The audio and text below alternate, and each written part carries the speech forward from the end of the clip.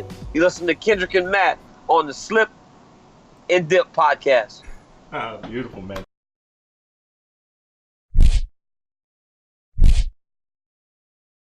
What is up, people? Welcome back to the Slip and Dip podcast, episode 131, coming to you on the heels of a whole lot of combat sports action this weekend. UFC, Bellator, boxing, Danny Garcia in action. Kendrick was even out at a press conference. We'll talk about all that in a second. But first, we have to address the elephant in the room and the heartbreaking news that we all heard earlier today. One of our favorite people inside of the world of sports, on the court, off the court, Kobe Bryant passed away today in a helicopter accident and really kind of messed up my whole day, man. 100%, man. First, I can say I cried over a celebrity, but it wasn't even for me because I know I have a unique experience than most people actually getting to meet Kobe. Who can sit there and say they're on a first name basis with their favorite athlete? It's like those things like didn't take for granted, but it's like just looking at like a day to day, it like puts it in perspective. Like it's crazy. And one thing that people don't know about Kobe is the mama mentality is for real. One of the reasons why Kobe and me bonded is because he saw me as an intern. I'm like, hey man, he just won the first title. It's like 2000 or whatever, him and Shaq in the middle of that prom. He said, man, you keep working, I'm going to see you around. And I start seeing him from just an intern, saw him a couple times a year, saw him play in Dallas, San Antonio, Houston, Memphis, New Orleans, where he got his 30,000 point, in LA, and saw him in three All-Star games, and it just kind of put everything in perspective. Yeah, man, I didn't see him play that much. I was lucky to see him play just one time, and that was in San Antonio. And I was praying that one time I got to see him play, that he would do something special, and he did. He shut the whole arena down that night. Talking, the Lakers came out flat, and he slowly started taking the game over. And I'll never forget. Just in this one moment, like the whole section I was in San Antonio was all Lakers fans, by the way, which was kind of crazy. We did travel super deep. But I remember in particular, the Lakers were on a comeback. They get up, they're down by one. There's a timeout. The crowd is going crazy. Like they need the Spurs to stop them. Lakers get the ball at the timeout. Kobe just drives baseline. Like it seemed like the Spurs were sleeping. He just drove baseline on two defenders and dunked. The whole arena just went silent. And then the Spurs called a timeout because they were up at that point. And it was just like one of those things. I was like, man, I got to see him do some special stuff, in the league. And it's just really sad, man, because this is a dude that I looked up to like hardcore coming up, man. Like he's my idol in middle school and high school as a man, I don't even know where to start, man. Like I can start with I started liking Kobe. I just like his swag and stuff from the pre-draft for going to the 96 draft. He gets drafted. I'm like, I'm feeling. I start seeing like a high school dude going between his legs. It's common now. It was not common in 96. And I see this interview that I'm gonna post on my social media channels on ESPN. It was called NBA Today. And Jerry West, Kobe, it's like September, so they're going to training camp. Kobe has never played in an NBA game. He's only played in the summer league. He said, Kobe Bryant will be one of the best players in the world. And the guy, are you sure? He's a 6'6" guard. Yes, he will. Yes, he will. I'm like, well, Jerry West saying that? I'm like, I'm vibing with this guy. Little did I know he was that guy. And then in person, I got somebody in C. I saw him one time after playing San Antonio. He caught back spasms. Didn't play the whole first half of the Maverick game. Gets warmed up enough to come in. Lakers down by 4 and hits the last 10 points of the game to pull out. It's like he rolled in his magic carpet and pulled out a victory. And then scoring 30,000 points in New Orleans. And then one of the coolest things was his last year. He's not the same Mamba as after the Achilles. He's on the farewell tour. He got it going against the Rockets, like old school Kobe. Like it was one of those days he found his legs. He had like 22 points in the third quarter, and he didn't come back for the fourth. Everybody wanted him. He's like, oh, I know I could have got 40. I'm content these days. Like he was in touch with his basketball mortality. Yeah, he was, but I mean, his very final game just showed you how much he still had that killer instinct. I didn't go to that game. That was still one of the sickest things. That's probably top 3 behind 2000. That was going to top 2010. June 17, 2010, Lakers win. Game 7 against the Celtics. Your boy wins a G. Kobe jumps on the table, and I won a G.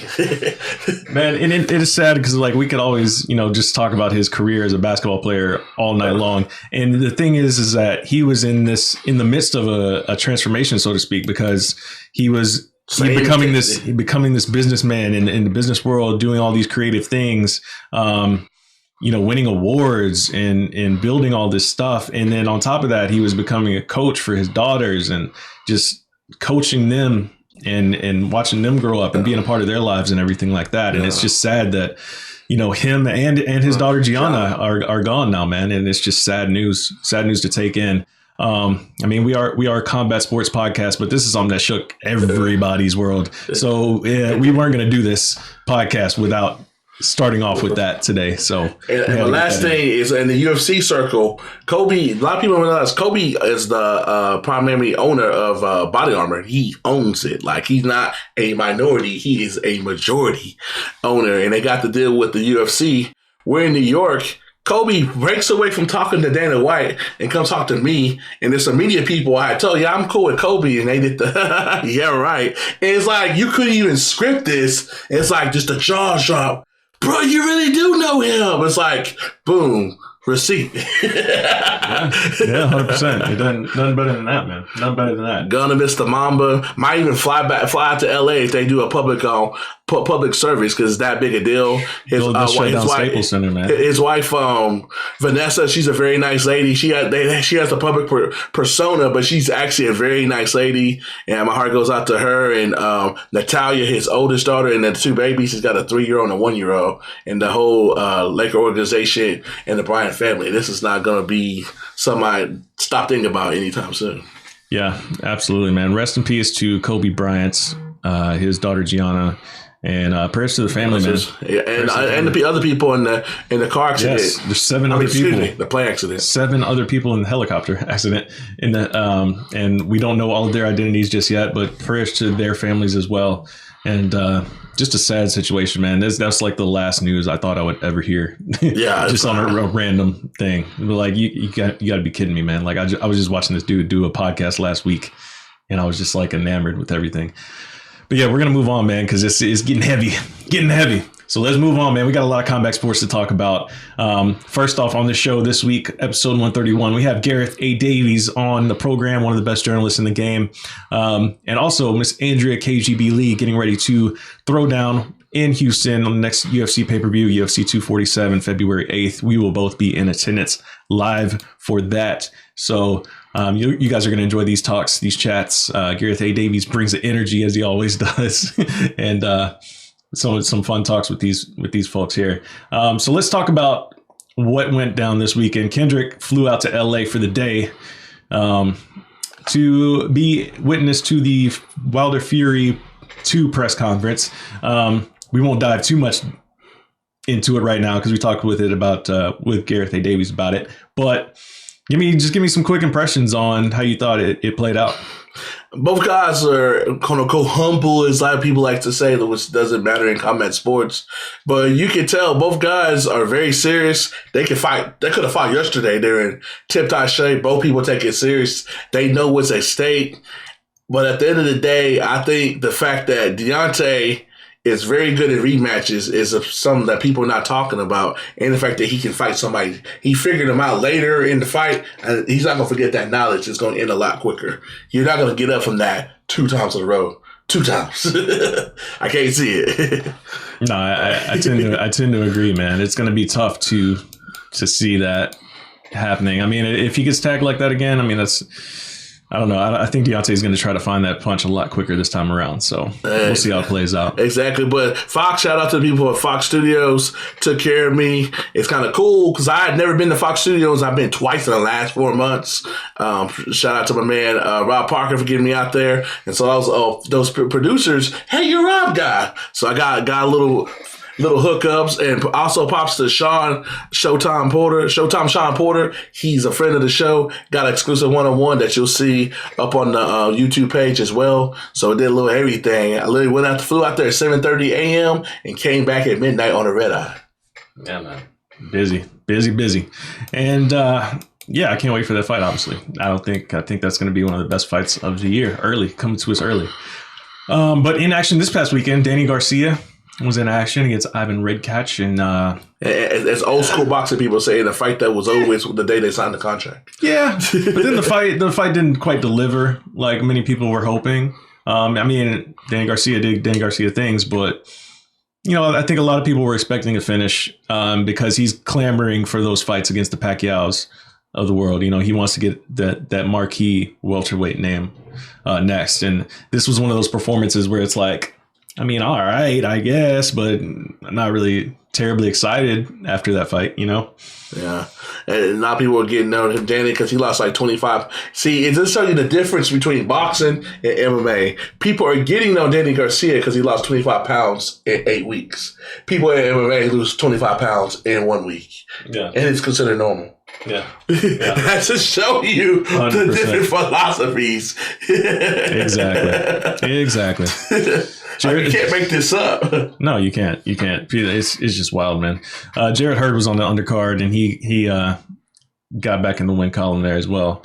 I'd be interested to see him fight the guy that beat J-Rock. That'd be very interesting, but I think he's going to go up to middleweight because he's a big guy for 154. He has a big cut. Yeah. And so boxing, that was boxing. UFC, we got some quick stuff to touch on UFC and Bellator. It's Curtis Blades. Curtis Blades it wasn't the prettiest win, but hey, he doing what he had to do, especially for him not to be a knockout artist, to get a stop. Just adds to his resume. Maybe he'll finally get that title shot that he's craving his whole career.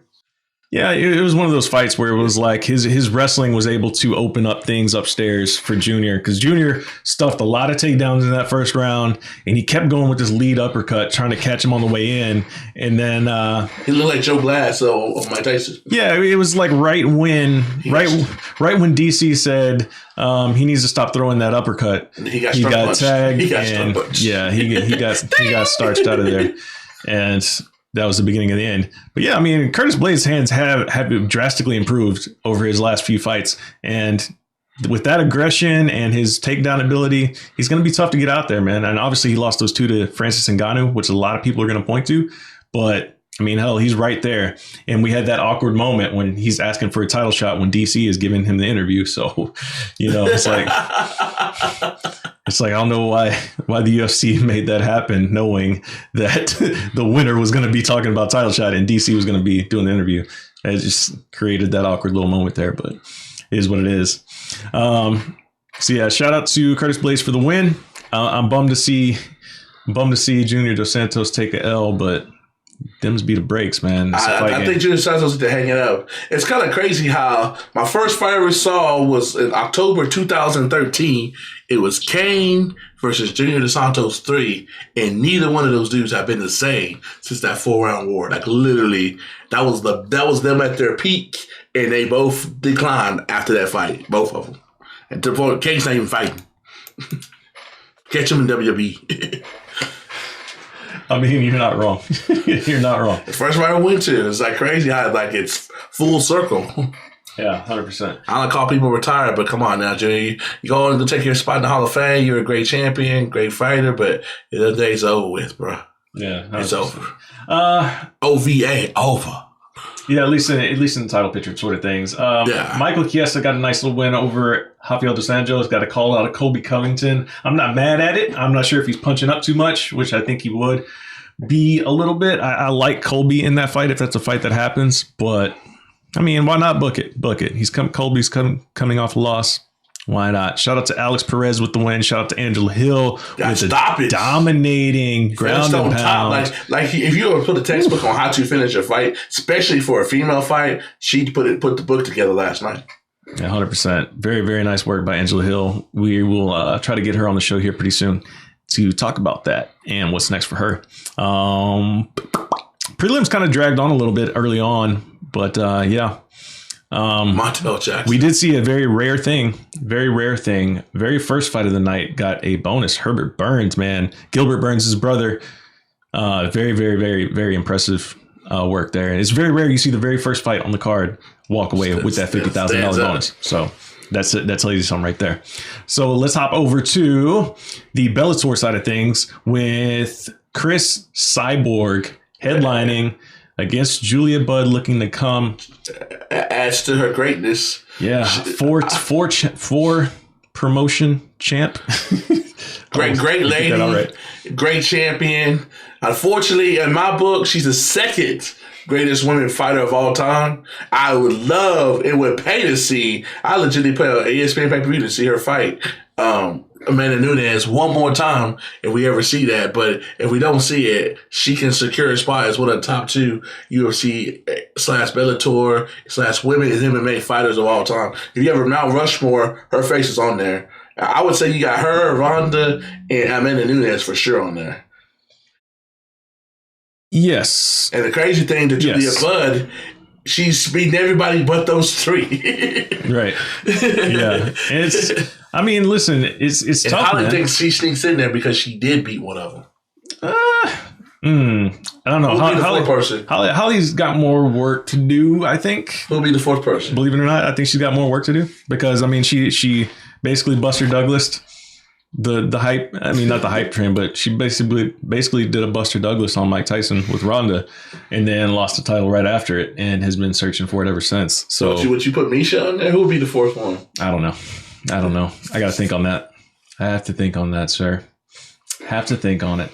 Well, props to Cyborg for adding to her greatness. Like if she walked away tomorrow, she has a nice legacy with one minor stain. That 69 seconds of chaos that was, to me, if you want to get people watching women, why do you want to watch women fighting? Put in a Nunes Cyborg 1 fight. That's an all-time classic.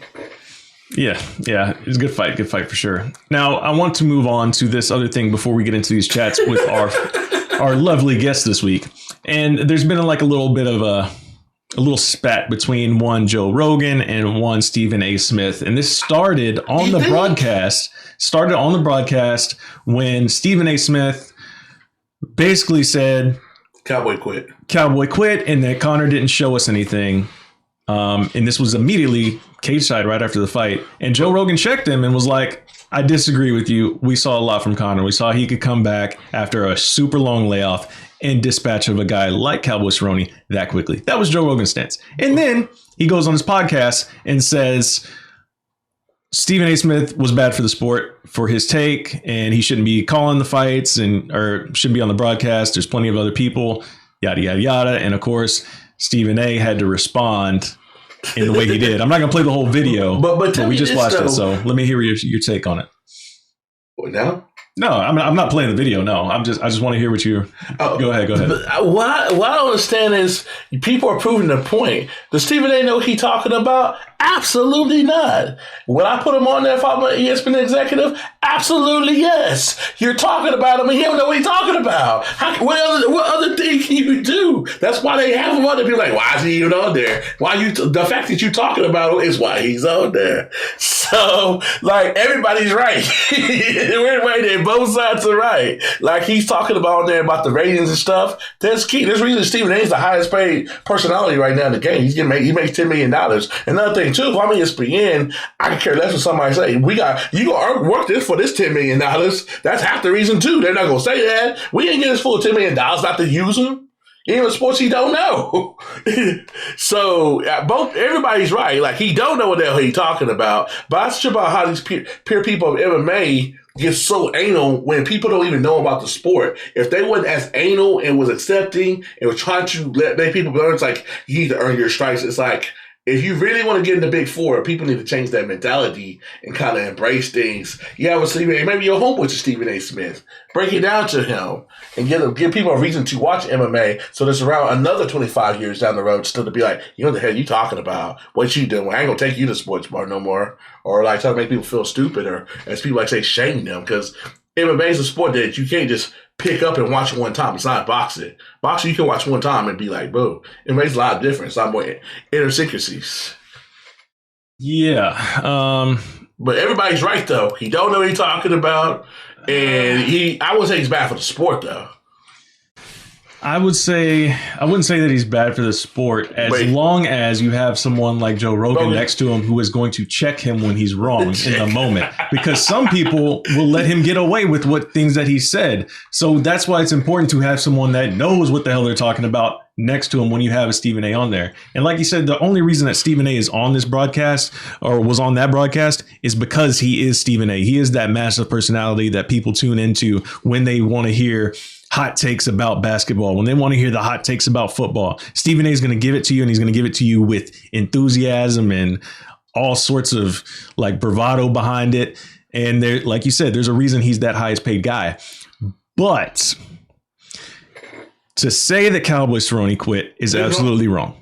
To say that you didn't learn anything from Conor McGregor is absolutely wrong. To say, like you said at the end of that clip there, that you needed to see more to prove that he's ready for Khabib is probably the most wrong part, because that is essentially saying you needed to see Conor get his ass kicked, overcome getting his ass kicked, and then finish a fight. I will never agree with a fighter having to get their ass kicked to prove something. But never agree with that. In boxing, that's the new narrative. Like, a lot of people don't like Floyd. He never did go through any adversity. Why do you need to get your ass beat for you to prove something? And if somebody said, because there's people that would say, like, remember the whole fight was rigged and all that. You too can catch a kick to the head and see how you feel. People act like it's no big deal. That's what, like, every time I see that, I roll my eyes, and especially when it comes from the people that are being paid to talk about it, because it's so frustrating. Listen, you get your nose broken on the second strike of the fight. I've had my nose broken before. I know what that feels like. You don't want to do anything immediately after getting your nose broken. You want to go sit somewhere in a corner and cry. That's what it feels like. And then like you don't have that option. You don't have that option of doing that. So you have to continue to try to fight. So you throw a kick, it gets blocked, and then you get one thrown right back at you. Right on the chin. And it rocked him. And Conor, listen, Conor's one of the hardest strikers in the whole sport for his weight classes that he fights in. He's one of the hardest punchers. Definitely one of the hardest punchers to ever fight at 145. You saw what he did at 155 to Eddie Alvarez. I mean, he made Eddie toyed with him. The guy's and toying with him, both hands behind his back, saying, "Come on, try to hit me, please." All sorts of stuff. It's just a thing. Like, listen, if like you said, yes, both are right in a sense, because Stephen A brings people to watch it. He brings people, but like I'm more on the camp of the sport doesn't need the Stephen A. Smith rub to get people interested. To be honest with you, and people might say, "Why you go there?" They need a Stephen A. type, aka African American, that was not a fighter, to bring some flavor to the show, but actually knows the sport. Hence somebody like me and Matt that got a little flavor, but we digress. But they really do need that. That's what they need. Somebody that's not the typical Caucasian person that knows the sport, but is not a fighter and has a little personality and a little flavor to add something to the broadcast. Show me what they say in any MMA. I'll wait. You can at me if you want to. Yeah, no, I agree. I agree with that much. That's what they really need. I agree with that much. I definitely agree. It just don't have to be. It has to be Stephen A. S. Just not Stephen A. I definitely agree with anyone that wants to offer me a full-time job to cover MMA. So I am in. And also too, if for all y'all old school cats, please, to show y'all hardness, try to put workouts of you working out and you hitting mitts. Unless you really know what you're doing, you gonna catch some smoke. Me, I've knocked out 2 people in my life. I still wouldn't put no video. Still wouldn't do it. he had it coming from with the. I can't even do it because he literally was throwing an uppercut from his ankle, bro. He literally was throwing an uppercut from his ankle. I ain't never seen that. Like, not even on the video game. So the people clown him on the video as they should. That's his fault for putting that out there. My man throwing uppercuts from his ankle. Here, I actually, as ridiculous as it is, and if you guys see me on social media, ankle. Yeah, as ridiculous as it is, I'm honestly believing that whole thing was a troll. Just like we said, Stephen A. Smith puts that video out to get reactions, and people are reacting. I think 100%. I would 99% think that was a complete troll job. was like, "Hey, I'm going to put out the most ridiculous looking combination: an inside knee punch to a glass Joe uppercut." That's all right. That's all right. He surfing the D. I went low. So he went low though. It was not like. No, I'm talking about the first punch. The first punch was to the knee, and then the glass Joe uppercut comes from the ankle. So I don't get it, man. I don't know. I think he was trolling just to get the interaction, man. He was trying to rile up the combat sports base. I think it worked. It's brilliant. If I see Stephen A. in person one day soon, if he's out there in Houston next week, and if I see him, I'm going to ask him, was that a troll job? If so, well played, Stephen A. So with that, we're going to get into these chats. We're going to hit you with Andrea, KGB Lee, and then Gareth A. Davies. Him, one of the best writers in the world, like literally in the world. He writes for the New York Times version and on the UK side. 100%. He's got the personality. He's the lead writer. Got the personality to boot too. So you guys are really going to enjoy it. So before we let you guys go, hit that subscribe button, attack the algorithm, hit the like button, share with your friends. We're trying to grow the show. And buy some merch. Got the merch links in the description right there for you. So pick yourself up a tee or a hoodie. I'm usually rocking the hoodie, but today, special circumstances, as you guys know, I'm rocking the old school number 8 for your boy Kobe Bryant. I got the Kobe swoosh line. Yes. There's I think there's like 5 of them. I have 4 of them. I got one of my favorite ones is the mama ring that he wore in the 5th title in the parade. It's my black mamba, and it's got all 5 rings on the tail for all you haters out there. 5's greater than 3. Y'all ain't know what I'm talking about. But hey, I hope you get that 4th one this year. 100%. Put it for you, LeBron. 100%. So, once again, rest in peace to Kobe Bryant, man. We just been a tough day for a lot of you guys out there. Again, hit the subscribe button, share with your friends, enjoy the rest of the show. We'll see you not next week because we're taking next week off due to the Super Bowl. We are a fan of all sports over here, and the Super Bowl is one that we definitely have to focus on as fans like we are and writers and stuff like that. So we got other work to handle that weekend, but we'll be back the following weekend. And also be on the lookout this week. Like Kendrick said earlier, we got interviews from the press conference going up on the YouTube channel. And we will also bring you a lot of content from UFC 247 Fight Week as well. So stay tuned. We appreciate you guys. Till 2 weeks from now. Mamba out.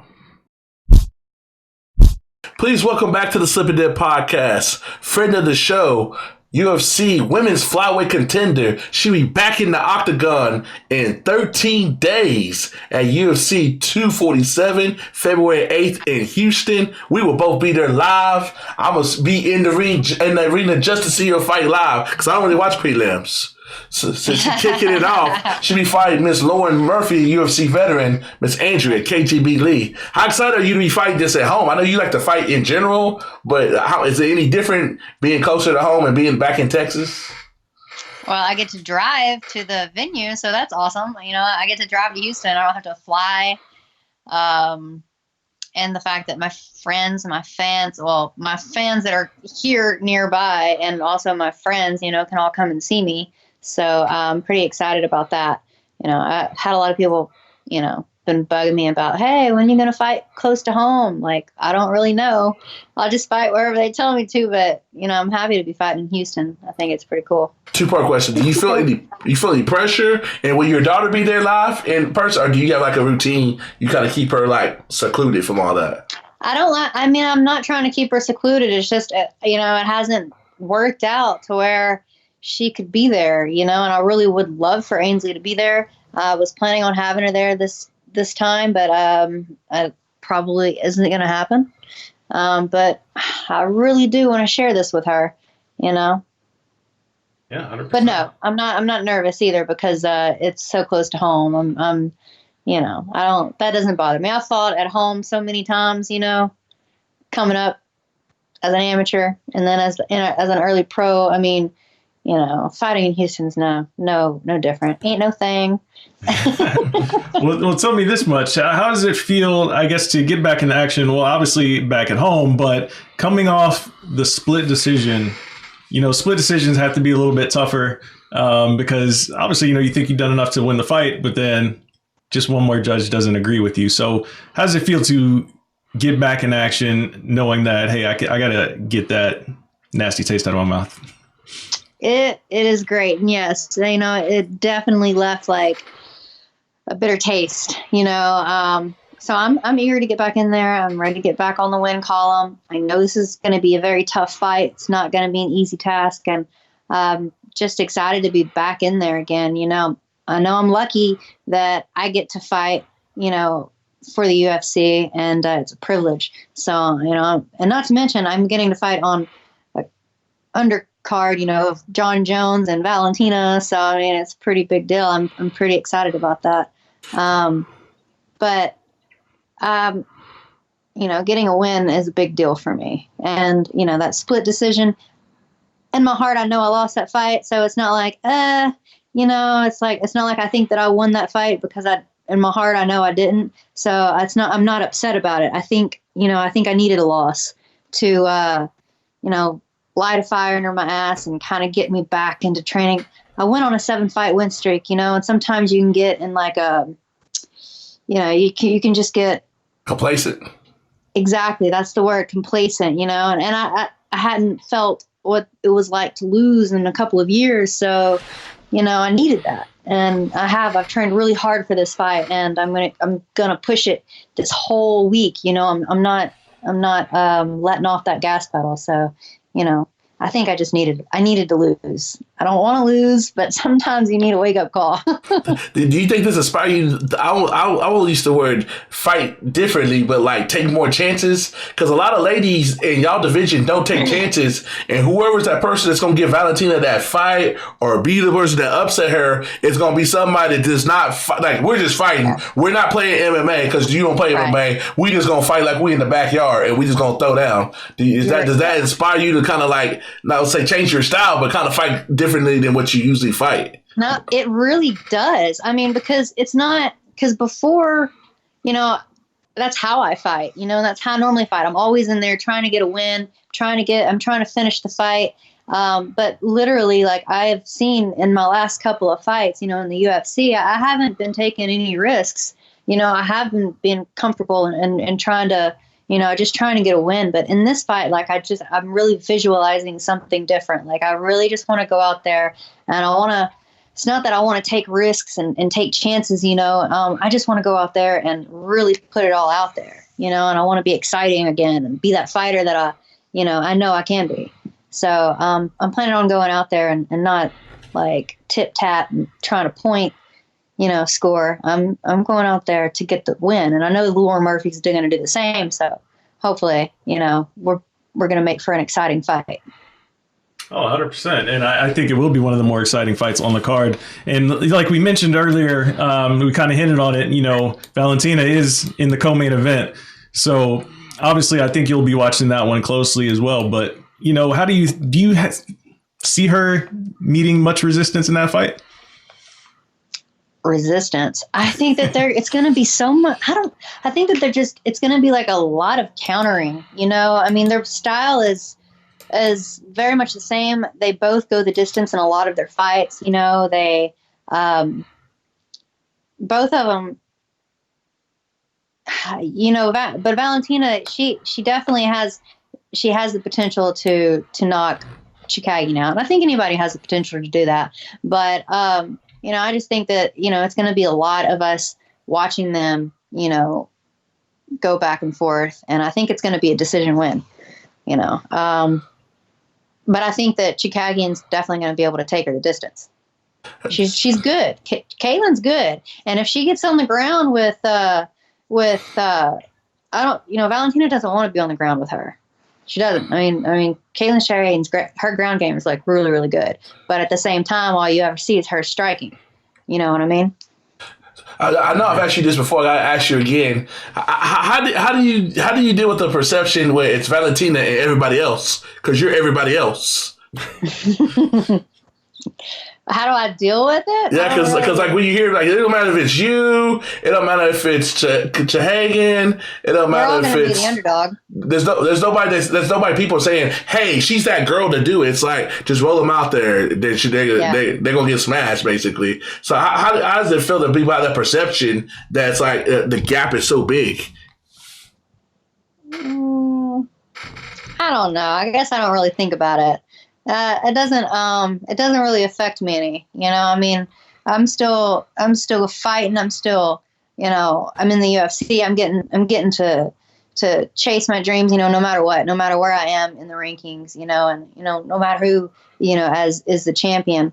It seems like that's in every division, the women's division, the men division, right now it's Amanda Nunes with 35, and then you have Khabib, and everybody else is just everybody else, So, I mean, it's not unusual. So, and there's always going to be somebody who comes in and upsets the champion eventually, so it's going to happen. It always happens, but it just takes time. How do you become that person?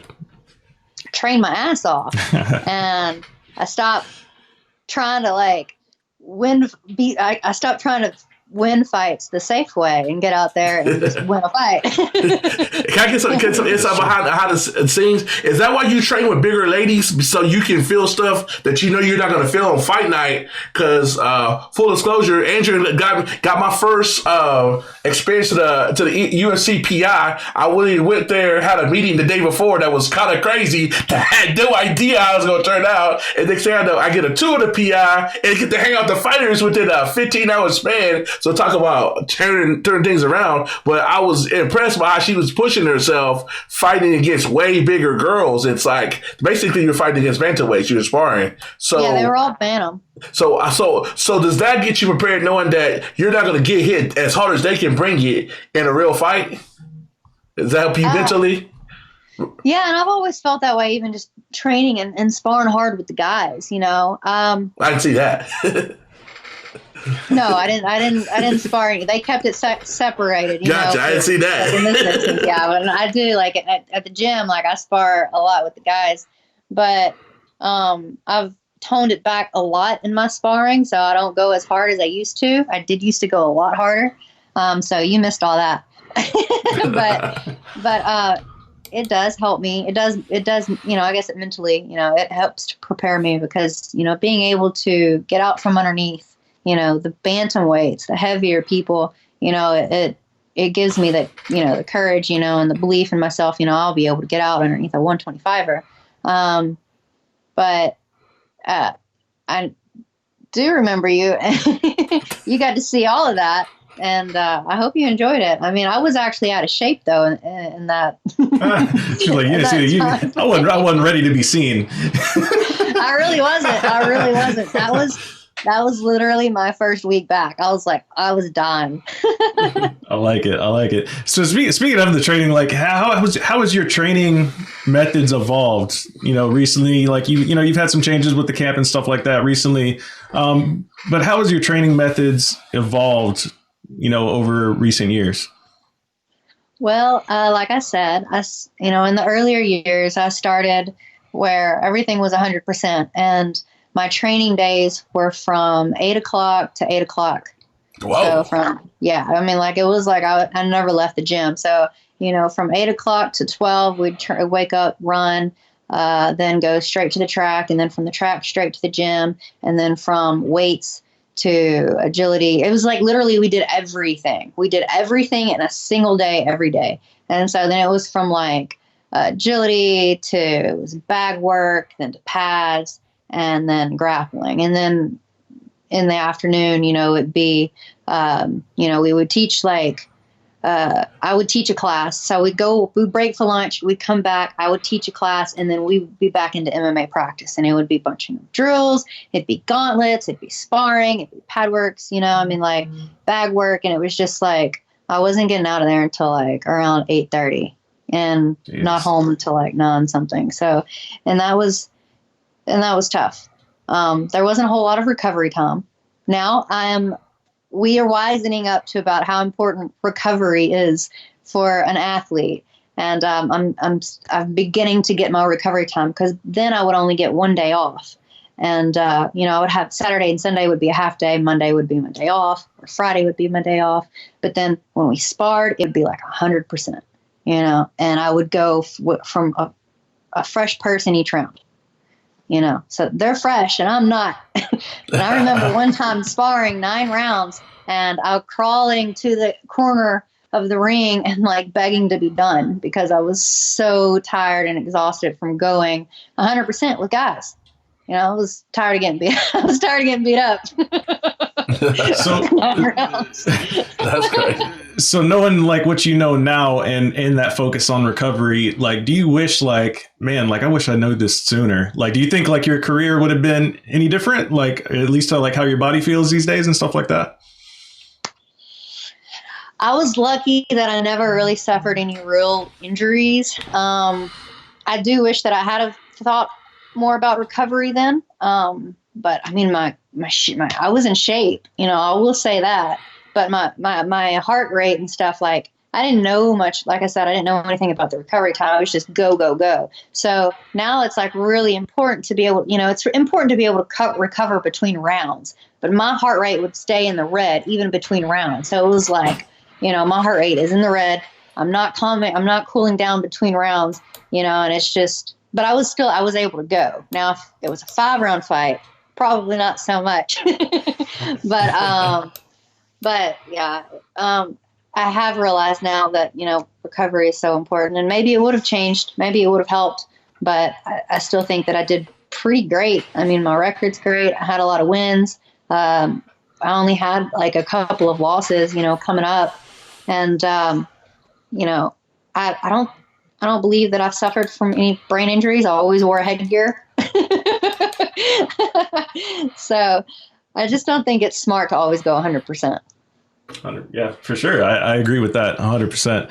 But obviously, like outside of the fighting and the training and stuff like that, you really focus on Andrea Lee, like the marketing side of it as well. You know what I'm saying? Like I see you out there doing the calendar deals. I see you out there on TikTok with your daughter doing the little dances and stuff, trying to put yourself out there. Of course I saw that. Well, you know more of that stuff than I do. Here's how I found out about this, because I listened to the podcast with Byron Craig, the Random Thoughts Hour, which I was on that show too, and I love his podcast. So I caught you on there. I listened to it, and y'all had me laughing. Oh, and I was like, she said she's on TikTok. Hold on. So I went straight to it. You know, it was, I appreciate the effort. I'll say that. Okay, in my defense, like they would show me this move. They'd be like, okay, so this is the move. I don't know, whatever it was.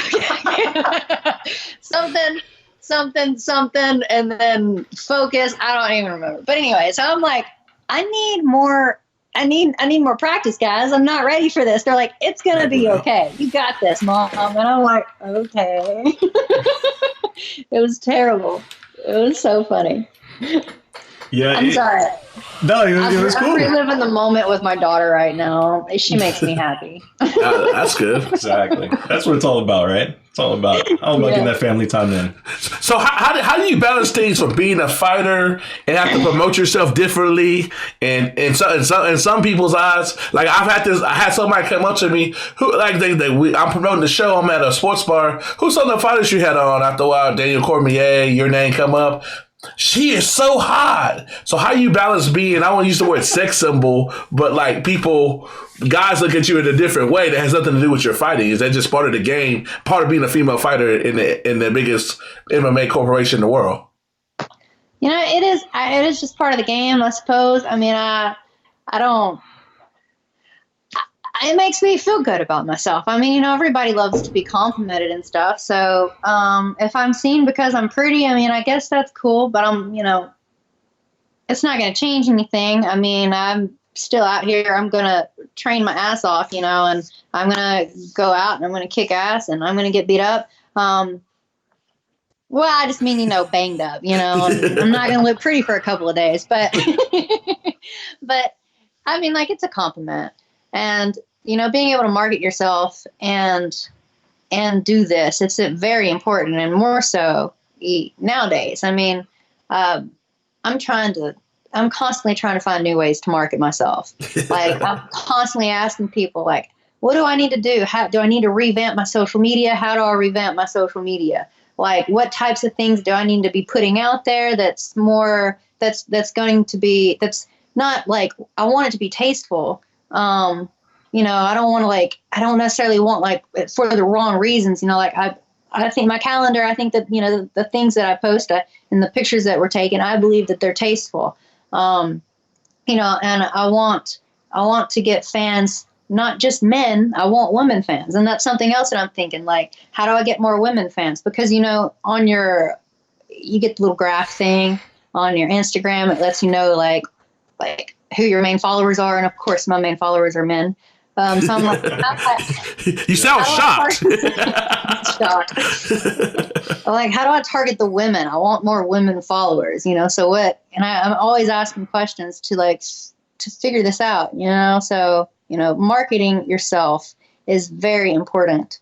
And you can't not have social media nowadays and be a professional athlete and get sponsorships, and endorsement deals. And, I want to make money outside of fighting. So when I'm not fighting, I want to have money coming in, whether it's meet and greets, seminars, or if I'm going to some kind of sponsorship deal, keep going here and there. I just, I'm constantly trying to market myself. It's important. Here's something. I've never asked you this. We're cool with Cynthia Calvillo. I know she's at a smaller weight class, but she's had some hard, brutal weight cuts. Yeah. And she basically said because she's a female, she's been on her cycle. How's that go with cutting weight? It's like you can't sit there and say, hey, I can't take that fight. I'm on my cycle that week. How's all that stuff go? How you manage all that? Because evidently it's real, because some of these guys that train ladies that fought said that's something they thought was a myth until they start being around ladies full time and be involved in their camp. I luckily don't have that problem, so I don't know what that's like. But I'm just because I am, maybe an anomaly. I don't know. I know there's plenty of other women who I've been around that were like, they bloat, they cramp, it's miserable. My friend Andy, she's always like, she knows. She's very particular. She's got her shit down to a science. So, she knows how to make weight even whenever she's, going through that. But they're not the only ones. There's definitely other females out there, and it is a problem. But I can't answer that question because luckily I don't have menstruals because I have the type of birth control that I'm on. And so, and besides, I never really had before, it was never a problem for me before. I've never had cramps. I never PMS'd. I never would get grouchy and cranky and whatever. I'm an anomaly. I don't know. Can we just get a new nickname for you here on the show? The anomaly. There we go. Yeah. I'm different. Most girls, they have PMS issues and I never have. So I can't really answer that for other women. And I feel for them though. I'm like, man. I feel for them though. Sorry. she gives them a shout out. Yeah, I'd imagine that'd be a frustrating thing. I guess it's a blessing that you don't have to deal with that. You can just show up. Hey, I'm ready to KGB it up, kicking girls' butts, because some people don't know what the KGB stands for. So kicking girls' butts. Kicking girls' butts. Yes. There you go. At least that's your definition. That's the way you want it to be, Brandon, right? Trying. Yes, yeah, there you go. Trying to put it out there. For your actual fight with Lauren Murphy, what's it going to take? Because she's a scrapper. She's not technical. She's coming to fight. Mm-hmm. I'm going to have to come to fight, but I'm going to also have to outclass her and be technical, but also really be physical too. Because she's coming and she's like a freaking bulldozer. She's just going to come reckless forward. abandon. Yeah, she is, and it works for her. But I see a lot of weaknesses. I see a lot of things that I can capitalize on, and I don't want to necessarily, give it all away. But I don't plan on going out there and just fighting or play fighting. And I know she's not either. And like I said before, we're gonna have to really put it all out there. And I'm wanting to. She's not easy to finish, but I want to finish her. I want to cut her open. I want to do so much. I want to cyborg somebody. You know what I mean? I feel that. Did you watch her fight? Yesterday? I saw the replay and I'm like, I knew that was going to happen. Yeah. And like, she's one of the best in the world, you know? I mean, just because Amanda Nunes beat her doesn't take anything from her. She's vicious. And I've always liked that about her. I've always admired that. And I admire Amanda Nunes too. 100%. Well, Andrea, we appreciate you coming on with us. Like we said at the top, we're going to be out there in Houston. So we got to kick it with you a little bit during fight week and, get another interview in person with you or something during fight week. We'll talk more off air. Yeah. We appreciate the time. We appreciate you coming on, Friend of the sharing show. your insight as always. And, I hope I wasn't too loud. I had my volume all the way up. Oh, no, I you're good. Turned it down. No, Good. hey, when you get that win, we're going to get you on the next night because you get the call. You know the routine. If you're in Houston, then why don't you just come, to that after party? Or I don't like to call it an after party because I don't want to say I'm partying already. How you supposed to get some money, though? I saw stuff for Connor, and I wasn't even in Las Vegas. I had people calling me up. You in Vegas, bro? You going to Connor's after party? It's like, that's what you do. You're supposed to say, hey, I'm going to act like a champ before I am a champ. Yeah, you're right. Well, I am supposed to have an after party. All right, not supposed to. I am. It's scheduled. I'm having a meet and greet on the 6th at Little Woodrow's. I believe it's in Midtown. There's a couple of them everywhere. And then there's I'm also doing it at the same place after the fights. So Little Woodrow's Bar and Grill. Should be fun. Cool. Well, we'll catch up with you that week. And, of course, we can't wait to see the fight February 8th against Lauren Murphy. Thanks for the time, Andrea. We appreciate you as always. Thank you, guys. Bye. Please welcome to the Slip and Dip podcast, a world-renowned journalist, Mr. Gareth Davies. He spent almost 30 years at the London Daily Telegraph. He's wrote for Ring Magazine. He's a consultant editor for Fighters Magazine, presenter for William Hill, and a TV analyst of MMA and all things boxing as well. Did I get all your credentials, sir? Listen, gents, it's an absolute pleasure, and what an intro. Basically, I'm a decent writer and a very good bullshitter. And if you're a very good bullshitter, over a long period of time, if you understand your subject, it generally turns out okay. You know me well. In fact, the funny thing is, Kendrick, and it's great to be on with you as well, Matthew, of course, people are always...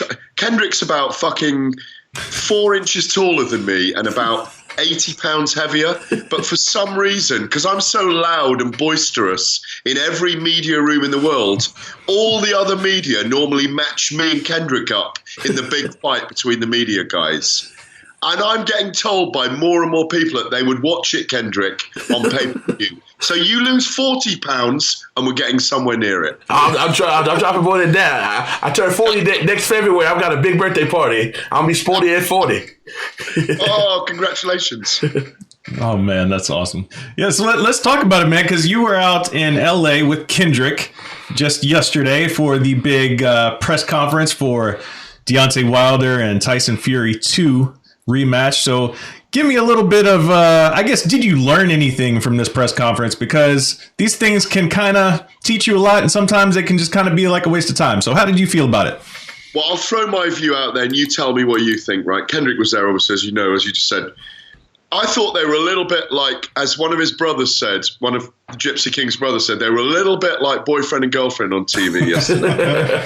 There was a lot of hugging and a lot of kissing and a lot of congratulating, which really comes down to the fact they've already spent 12 hard rounds in the ring together, and there's a very deep mutual respect. Now they've got a big business fight, and there's potentially 2 where they can secure the financial legacies of their families for generations, and also their fistic, their pugilistic legacies within a time frame of the very greatest fighters ever. And this is the Blue Ribbon division. What did we find out? I think they both already look in fantastic shape. And I think it augurs well for an amazing fight. But I don't know about you. I don't know how you saw it, Kendrick, on the afternoon yesterday. Yeah, everybody's on their best behavior, and I'm pretty sure you probably got a different perspective. I ran around with Deontay and his people after they did a little split, and I think you were with Tyson. I know Deontay, it's one of those things like he felt like he was born for this. It's like he's finally getting his just due. So in his mind, it's like, this is where I'm supposed to be at. I'm gonna show the world that. It's like, I know a secret nobody else knows. That's his mentality. So they're gonna find out February 22nd, because he really feels that if he knocks him down, he's not gonna get back up. If he do get back up, he's not gonna get back up twice like he did last time. Well, look, I've always felt that. I thought Fury won on points the first time, by the way. That was my feeling about the fight. But when there's 2 knockdowns, as they were, and a dramatic one in the 12th round, it makes the fight very close. When we get a controversial draw, it means we get a huge fight second time around. Deontay became more popular result. He is more popular in the UK than he is in America. Do you know that? I've had him in the radio studio in London for Talk Sport. The whole of the station came up to see him. We couldn't get him into the studio at one point. I love Deontay, and I'm going to go and see him in Alabama in mid-February before the fight as well. Oh, me too. How we be there the same day? I literally got that set up yesterday. Yeah, but I don't make my mind up. I'm going into camp with Fury in about 10 days' time for a day or day and a half, go in the mansion. I've been for dinner with him already in his home in Vegas. And you know, when you spend the privileged time that we get very close to people, I always talk about sniffing them up close, because it's easy to sit in an armchair and say, yeah, the silhouette's moving this way and that's going to happen in the fight. When you get up close to them and you see a toe bandaged up, do you know what I mean? And they're pulling their socks on, a couple of toes are bandaged up. You know that they've had a fracture there, and you see them trying things. You're not going to expose what they're trying because it's a privilege of being in there. But this is, to start the new century, the new decade, an amazing heavyweight fight. This could be the winner of this. This arguably defines the heavyweight of the generation. At the moment, I do believe Deontay's easily the most dangerous heavyweight in the world. Fury is easily the best boxing heavyweight. And Anthony Joshua is learning his trade. The rest are on another level. Do you know what I mean? Oh yeah, 100%. And so this is the battle of 1 and 2 right here for me. No, but without a doubt, these are the two best heavyweights. If anybody said differently, they don't know nothing about boxing. Hey, as Bob Arum says anyway, you don't know shit about boxing. And he can say that. He's done it for 60 years. You don't know shit about boxing. He got the Jewish accent down and everything. I know, right? So that's a nice pretty thing. good. Hey, how much do we love Bob? Dude, you can be on top of your sport for more than 2 decades. This dude has done it for 5, and this dude in his 80s, and he's still a top 2 or 3 in the game. Yeah, absolutely. Listen, I'm in my mid-50s now. I had a heart attack and a grandson last year. It was an amazingly weird and difficult, but amazing year. No, it was an amazing year. I'm good now. But I looked to Bob, and I looked to Frank Warren, and I looked to George Foreman, and I looked to a writer in England called Colin Hart, and to Bill Kaplan, who you'll know as well. All these guys, we love being around the fight sports. They got to spend 5 weeks around Muhammad Ali before a fight. Can you imagine what that's like? We would have dripped desire in that era. We'd have loved to have been 40 years old in the 70s to be around that thing. Come on. So we have to make the most of. That's why I traveled across LA yesterday. There's a press conference in the Fox slot with Tyson Fury, Deontay Wilder. I've been working hard all week on Bellator. How can you not go and just be around these guys and sniff them up close for 3 or 4 hours that we got to do? I tell you what I learned yesterday, bottom line, we are going to get the same fight second time around that we had the first time. Simple as that. Fury, forget the knockout. He's got to outbox him and maybe be a bit more aggressive, yeah, and look for more counters, but he's got to box the same way. Deontay has had a brilliant year in 2019. His confidence is sky high, to amazing knockouts. He'll be inching forward in the same way all over again. We're going to see spills and thrills all over again. Cannot wait, man. I cannot wait. I can't wait, but I think both people are going to, both fighters are going to take more chances, and that's why we're going to get more action. I don't think it goes the distance. I can actually see both of them hitting the ground. Here's the first time I fought. Deontay might hit the ground. If he do, I don't see him getting stopped. I'll be the first person to put money that he don't get stopped. But I can see them both getting put down on the ground and this thing getting stopped 7th, 8th round by a finale knockout. But hopefully, from what I see Deontay getting the finish, but I can see them both going down. I would not be shocked at all. Yeah, I wouldn't either. I wouldn't be shocked if they started fighting on the ground. There's so much boxing and MMA talk going on at the moment. Perfect segue. What do you think about the Bob Arum basically trying to use the UFC leverage with the ESPN Plus and put Conor McGregor with Terrence Crawford? And I will say this to his credit, and the fact that he said it, because he said he has not talked to Dana. He said the only way to make because him and Dana don't talk. But he said the way to make a deal with Dana is in the media. But the fact that I thought was very key is he said if they fought one MMA, one boxing, they agreed to do MMA first, which is very surprising. Cause I would not think they would ever agree to that. But he said it twice yesterday directly to me. Just to show that I do have eyes, by the way. You know me, I wear shades glasses a lot anyway. Right. You got serious. You got serious for that. You'll know this more than me. People are talking about Terrence having done wrestling at high school. Mm-hmm. Is that true? Yeah, that's true. That's the word. That's what I heard. If he wrestled, he would have been legit. There's no question about it. Look at his twitch fiber. Look at his athletic skills. Look how fucking hard he is. You know? He's hard as... He is nails. He's the dog's bollocks. That kid is the dog's bollocks. Kid, he's 31 now, isn't he? He's the dog's bollocks. I would love to see... I agree. McGregor would kick him, not take him down anyway. And at least if he's got a ground game, brilliant. I would love to see that. That's the kind of matchup I'd love to see. But I tell you what, in boxing, Terrence would knock his head off. Yeah. Oh, 100%. He's not going to carry him like Floyd. He's a lot meaner than Floyd. He's not there to entertain. Here's the bottom line. I was at, we want to talk a bit about McGregor. I was at the UFC event last week. And McGregor is up there with Tyson Fury, Deontay Wilder, those events, and Anthony Joshua, who's a massive draw as well, by the way. And I want you over at Wembley when he fights at Wembley, because you've got to experience, both of you, come and do your show for a week over there. We'll get everyone on your show for you. I'll help you, personally help you. When 90,000 people turn up for the Anthony Joshua shows at Wembley, hey, you'd love it. I know. I've heard. I'm thinking like, where will I stay? Get that one is the easy part. You stay with me. Hey, man, I may legitimately take you up on that. Yeah, that's a good offer right there. That's a very good offer. You've got McGregor and you've got the heavyweights. The reason why McGregor is talking Mayweather and Pacquiao is because they're looking at hundreds of millions. I'd love to see him against Crawford, but it's unrealistic because it will not make hundreds of millions, I don't think, Whereas Pacquiao fight is legitimate to make a lot of money, I think. Oh, yeah, for sure. Any of those names that they were getting thrown around, I think, make a lot of money. I think Terrence Crawford makes the least amount of money, but Pacquiao, worldwide superstar, Conor McGregor, worldwide superstar, and, of course, Floyd Mayweather, if they want to run that back for whatever reason. It's all about money. It's all about money. It's not about competitive nature. It's all about money. But the easiest one to make is the Terrence Crawford because of the ESPN Plus ties. Absolutely. It works. Look, promoters speak. We're in a time where we are having these strange crossover fights, but it's about star power at the moment. With the move to digital from television, with DAZN growing and investing so heavily, and look, I went to the Logan Paul KSI fight in LA.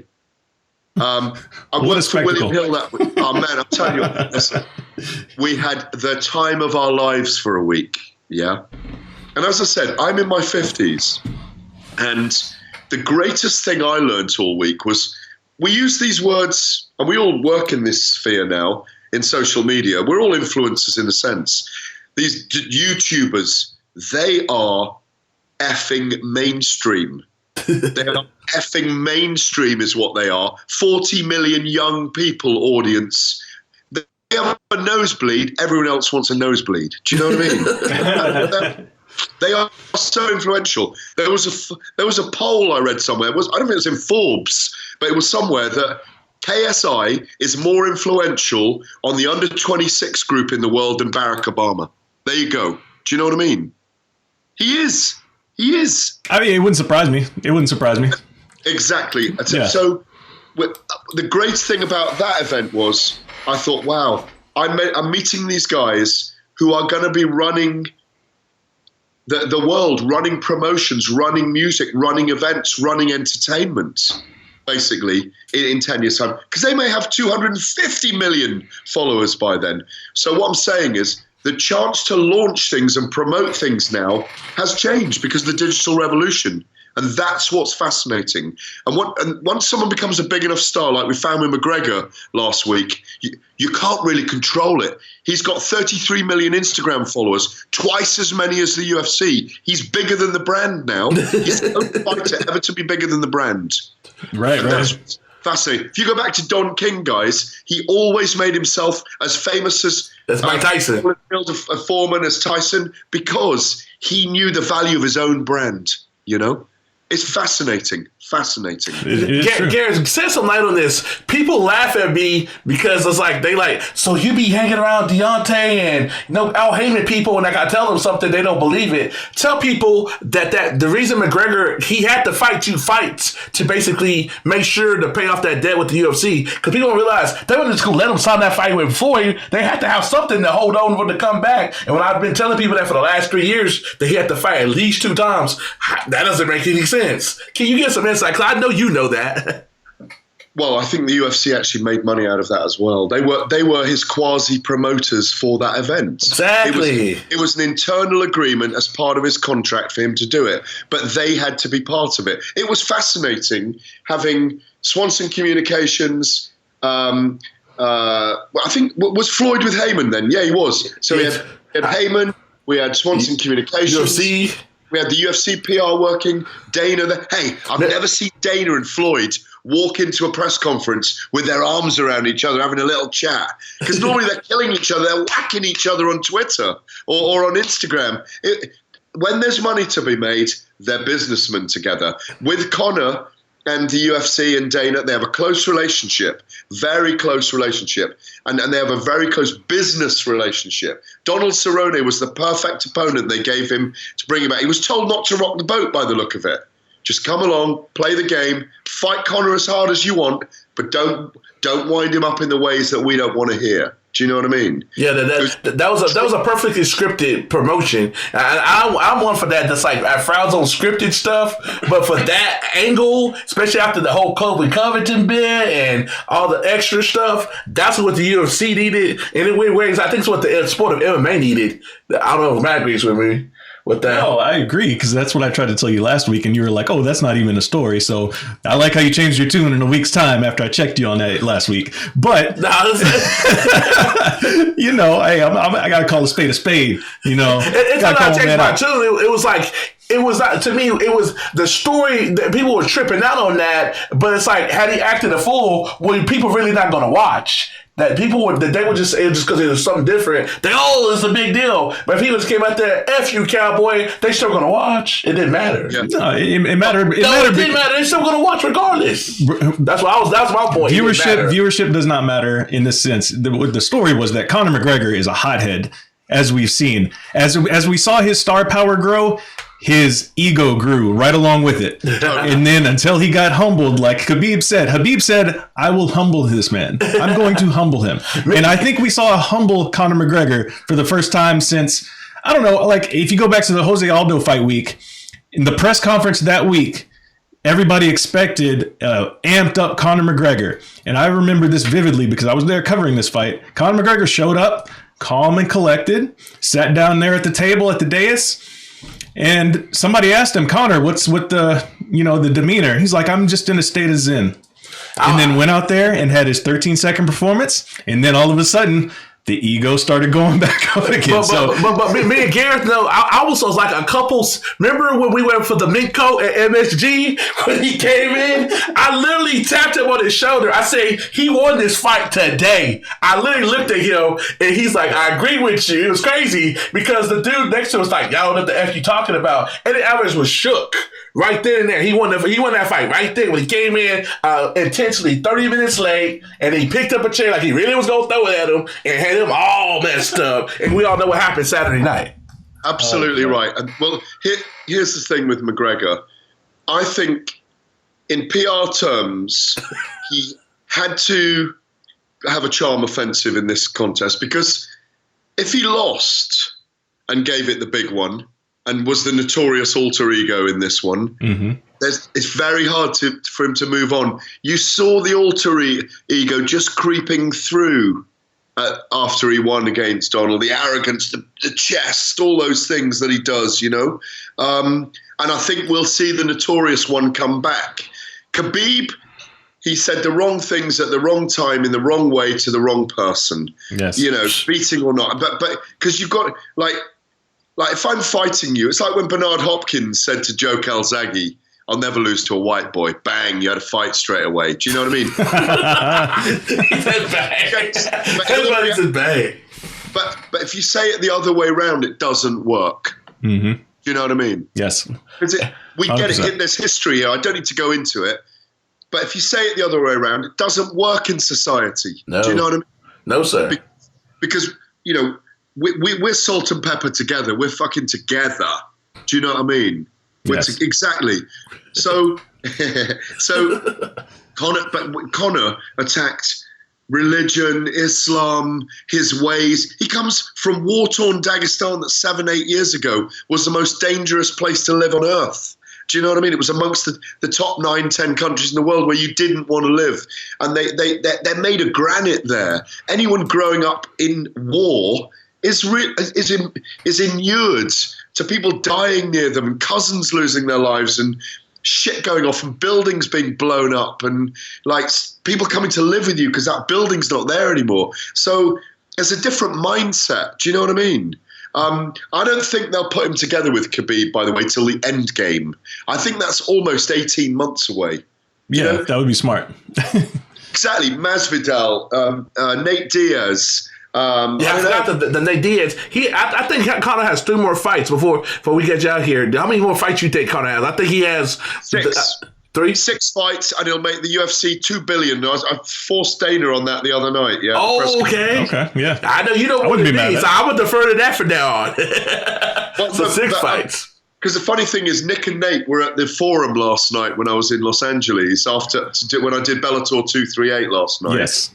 And again, we're having a kind of serious conversation today. Chris Cyborg Santos, in a manner of speaking, but having fun. Chris Cyborg Santos was amazing last night. I don't know if Chris Cyborg Justino, sorry. Justino, yes. She was amazing last night. 4th belt in a 4th organization. Should have had the rematch with Nunes, but yeah. I think do you have to see that? I think we have to see that rematch with Nunes. Dana White and I don't think Nunes wanted Cyborg to get that rematch, Right.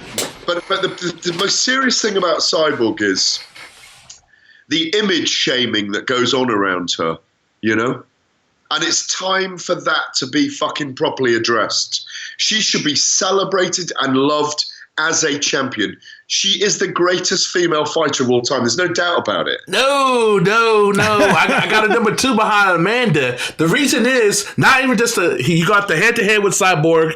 She finished everybody. Holly, Misha, Ron. She finished them, and she finished them all in the first round. If she didn't do that, like she won one by decision, and she finished Jermaine in the first round, and she finished my sister a couple weeks ago. That's why I got her jumping over her. The fact that she got Cyborg and the rest of them, and she did it all spectacularly. The truth is, Kendrick, I needed a rematch with Cyborg to confirm. We definitely need that. But look, you look at her body of work she's number 2. 15 years, Look, we can argue the toss over pound for pound greatest of all time. We could stay on all night doing that. What I'm saying is, last night she had strategy and was magnificent against Julia Budd. I was there watching it live. It was fascinating to talk to her. But my feeling is that she doesn't get it. We're a male fan-dominated sport. 80% in MMA, or in MMA, not boxing, are 18 to 35, 40-year-old males. Because, and I mean this in the most respectful way, because of maybe just her appearance, she's not given the love she deserves. And the drug test in 2011 or 2010. For sure. And I think that should change. It should change, and I 100% agree with that. But the thing is that there's so many people, like you said, I think you were kind of touching on where I'm going with this. There's so many, there's so much, what's the best way to put this? I guess there's still a lot of toxic spite. Spite, there's spite, and there's a whole lot of toxic masculinity, if I could throw that out there, that still goes on with the fan base of this sport. That doesn't. You get told you have masculine toxic. I mean, you know, we all get it, don't we? Of course. Yeah, I know you were like this. It's part of it. I've seen this with my own eyes. I was at the ESPY Awards 2 years ago when she was the champion before she fought Amanda, and there was like NFL football players, like from Aaron Rodgers, one of the top quarterbacks in NFL football over here, that was drooling to take a picture with her. Like, the other athletes realized that she's a big deal. And here's the crazy thing that made it even more surreal. This is when DC was a champion. This is when Rose had a belt and Tyron. So she was there with other champions. So it wasn't like she was the only one there, and they all came to her. So people outside the sport give her props on a high level. We as influential people, we should push that as much as possible. About, we're talking about, because I think that the 2020s, both in boxing and MMA, to bring it all under one umbrella, is going to be a time of people being more and more fascinated by women's fighting. Yeah, 100%. I want to see Carissa Shields, but I don't want to see her in the octagon because she's going to get smashed. Well, I do. Like, we find ourselves in the same situation we seem to find ourselves with Chris Cyborg the majority of her career, in that once we figured out she was going to go out there and destroy everybody, it was like, okay, who's going to beat her? And we found that, like, okay, she's in the UFC now. There's some people that can hang with her. Now that she's outside of the UFC again, she beats the only person that we think, on paper at least, can hang with her. And she hung with her for a little bit. Like you said, you were there last night. You saw Julia Budd kind of give her some resistance. Half a round, Matthew. That was it. Hey, that's a lot more than most people give her. But she was dominated, though. But then she for sure. But we find ourselves in this question, and this is the last question I'll leave you with is, who is next that is going to be a compelling opponent? I don't know is the truth. There's the girl Blenko out there. There's maybe Kat Zingano because she's just joined them. It's difficult. That is the problem. But what I would say, I think what we are seeing both with women's boxing, because I was at the London 2012 Olympics when Clarissa was 16. I met her then. She was ferocious in her eyes even then. Obviously, she's got this incredible, I won't go into the backstory, but watch the documentary about Clarissa Shields. It's so alarming. And she's such a beautiful person and such a wonderful ambassador. Herself, Nicola Adams, Katie Taylor. When women's boxing got in the Olympics, it transformed something. Women's MMA now, it's not this grapple fest where they can't knock each other out. They're really starting to hit hard, more technical, and they almost have more fascinating, and I love a backstory, Matthew. I love a backstory. They're almost more fascinating why men fight, I can't remember what the question was now, but I think I'm answering it. I really do think this is going to be an extraordinary decade where we are more fascinated by women fighting. But hey, it's great to be on your podcast at the beginning of this decade. What a beginning to the decade. Conor McGregor comes back, Cyborg makes history, and we got Wilder and Fury coming up in a few weeks' time. And things like Mikey Garcia and Jesse Vargas, and, we got Lomachenko and Teofimo Lopez, and so many great fights this year already. Do you know what I mean? Man, my February, man, I'm going to John Jones here in Houston. I cover the NBA. I go to Chicago the next week, go from Chicago to Vegas for Wilder Fury, and then come back home for the Mikey Garcia fight, which is 5 minutes from my house. Everybody's like, what you doing in February? Working. Exactly. Hey, not going to be home. Well, you wouldn't have it any other way, would you? No. You could tell me I could have scripted this a year ago. I would not believe you. One other thing, and it relates to those heavyweight guys.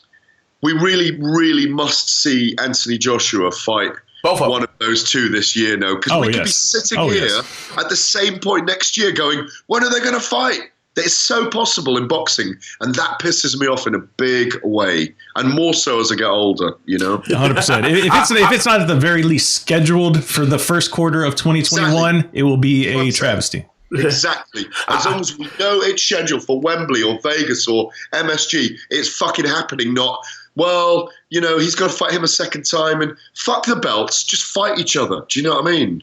Yes. Boom. 100%. 100%. Most definitely. You like swear I'm pressing Eddie. I'm the only one swearing. No, it's all good. You can cuss away. I'll press at Eddie when I see him up here for that Mikey Garcia fight. Watched this. Hey, your mum's watched every episode of this show, and that's why you don't swear, isn't it? Truth be told, I had to send my mom the links to the show the other night because she forgot about it. She forgot about the show. What's your mum's name? Francis. If Francis says, that English guy's got a foul mouth, don't you dare have him on again, please give her my best apologies. And if I come up again, Francis, I will not swear next time. Not an expletive will leave my mouth. Awesome. I'll let her know for sure. I'll make sure she sees this. Appreciate it. Shout out, Francis. I'm sure you're very beautiful. Very handsome son. Appreciate it. She did make a nice one. I'll tell you that much. Ladies and gentlemen, that is the great Gareth Davies, one of the best journalists in the world today. This man's literally international. To give you equivalent of what he is, he's writing for the New York Times version over in the UK. That's the best way to sum it up. But he's a top dog. Thanks, gents. It's an absolute pleasure to be on with you. I'd love to come on again. 100%. We'll make it happen. I'll hit you up before Wilder Fury. I'll hit you up on WhatsApp. Lovely.